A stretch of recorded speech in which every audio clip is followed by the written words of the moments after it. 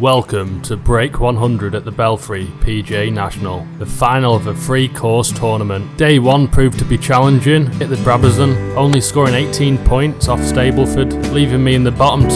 A better day at the Derby, scoring 33 points, but not enough points to escape the bottom group going into the final day. And with 16 points back off the lead, I needed a miracle. I'm yet to break 100 on my local courses, so I really have a mountain to climb. 5 wood straight down the middle to kick the round off, leaving a perfect yardage in to float a nice pitch. Almost green in reg as we were just short hugging the fringe. As a player of my calibre, I lean towards putting this over a wedge. A great opportunity to explain today's game of kick, throw, shout. A new game to me until yesterday on the Derby. You get one kick and throw, they don't count towards your score. I use my kick on the first to save par, and the shout is a mulligan for you, but you also get a reverse mulligan for whoever you're playing against. I was stung by this yesterday after draining a putt from deep. Second hole, par 5. No driver today, 5 wood back out, since I can't fault it. This weekend is the first time I've had it in the bag, as it's a new club. Peeled the plastic off and put it to work, and it's just been exceptional. Spoke too soon, ended up going too far left. It looked like it opened up and I might find it, but that woolly stuff is just impossible to find your ball. 2-shot penalty, but the chip's good. A great start to keep par on the first, but it looks like we're going to pile on some points after this hole. Send the first putt miles past, and I ended up taking 2 more to return, putting me 3 over through 2. The third hole I didn't get to record. I had the camera on the green, like I was going to hit it, and yeah, I'm not that guy. But I do par it using my mulligan and throw, which isn't ideal. We're out of power-ups, we've just got the reverse mulligan to go. The fourth hole, first goes a bit left, so I play provisional. Similar shape, slightly better angle, keeping this ball in play. You get nice straight floaty numbers with the 5 wood. I end up going with a provisional out the bunker. Nice shot behind the water. I need to put this close after a poor effort on the other couple. Tried my best to hit the water. Extremely lucky to get away with that one. Really bad shot, but it just run and run and run. It just kept on running. Putt, I need to get down for 2 if I want to savour a point. First putt's not bad. This has got to go in.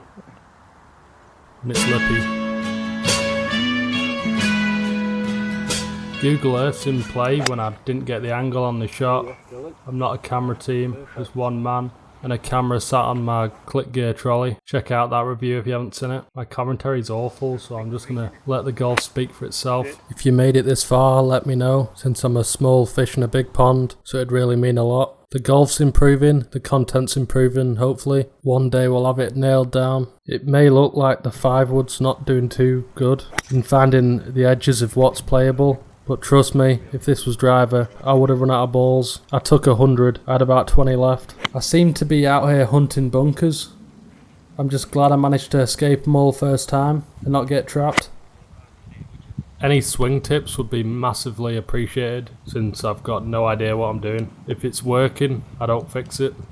I felt like my putting was good, which is probably worrying, since I was pretty much 2 and 3 putts all the way, which would be bad for most people. A decent putt to finish the bogey off. The points are starting to rack up now. I'm posing a threat. I'm dangerous. Cheeky knockdown little butter fade for the par 3. I was gutted not to bring my camera, as to be on the green and drain the birdie putt would have been a shot and a half, but then if I brought the camera I probably wouldn't have made it. But to get a birdie 2 days running on par 3s and win both closest to the pins, I've got to be happy. Somehow I'm on pace to break 50 for the front 9, which is quality for me. If you've seen the worst golfer in YouTube history, you'd know I'd be 21 over at this point, on a much easier course, more forgiving. Back when I was budget Perez. Sadly, after we get out this bunker, we're back to free putting. No more deep range putts from distance. This is the hole he pulled a reverse mulligan on me, asking me to float one back on the green. I was just about to put the club in the bag, but here we go, round 2. Never asked me to pin seek twice, as I totally bottle it. I do manage to scrape a point. We're back onto a par 3. I don't seem to be playing the usual butter fades today, Himalayan floaters only. Where I just leave it short. Definitely should have had the wedge out. We got punished by the fringe. Not my finest hour on the green either, so we'll go straight into the next 5 wood off the tee. Another floaty bunker dart. The sand feels like a second home. I don't know if that's because I live in a coastal area. Well, at least we're out quickly, heading inland. I didn't want to hit this too hard, so this is another knockoff Himalayan floater. Just finding the fairway on the other side of the bunker, giving me a nice leave and an easy shot in. A strong finish to get a bogey and take us to the not quite halfway house. I got the bears in as the man in the lead, as the confidence was brewing, and I'd heard that I'd won that par 3 earlier on as a rollover from the first, as the people who won that weren't in the fivers. Huge result for the team. And even better news, with the scores I was coming up with, I was on pace to pose a real threat for the lead, as the leading group were posting really poor scores, and that 16 shot comeback, the dream was still alive, thankfully, because I'd gained a load of shots for being so far behind. In playing in the first group, I'd gone up to 36. A dirty lip out with a 2-putt return. The next hole's interesting. A major dogleg, like 90 degrees right. Perfect 5 wood over the hill, opening the hole up for the taking. No raw dogs today.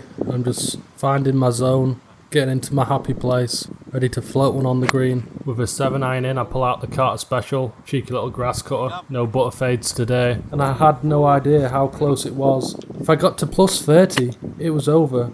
I needed to turn on the heat and start cooking. I needed to play better than I've ever played before, and go and bogey the last 5 holes, leaving me 1 shot to play with in the bank. An impossible task, especially with how I've started this round. This would be an absolute mammoth task to complete.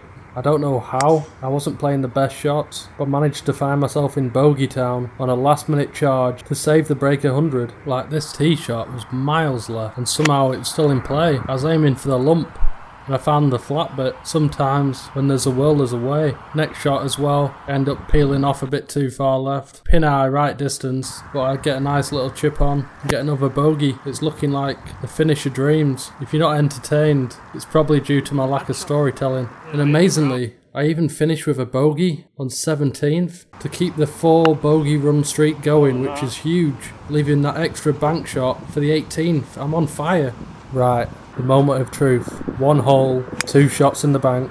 A 6 will be enough to break 100 for the first time, even though we did have a couple of cheats in there with a drop kick shout.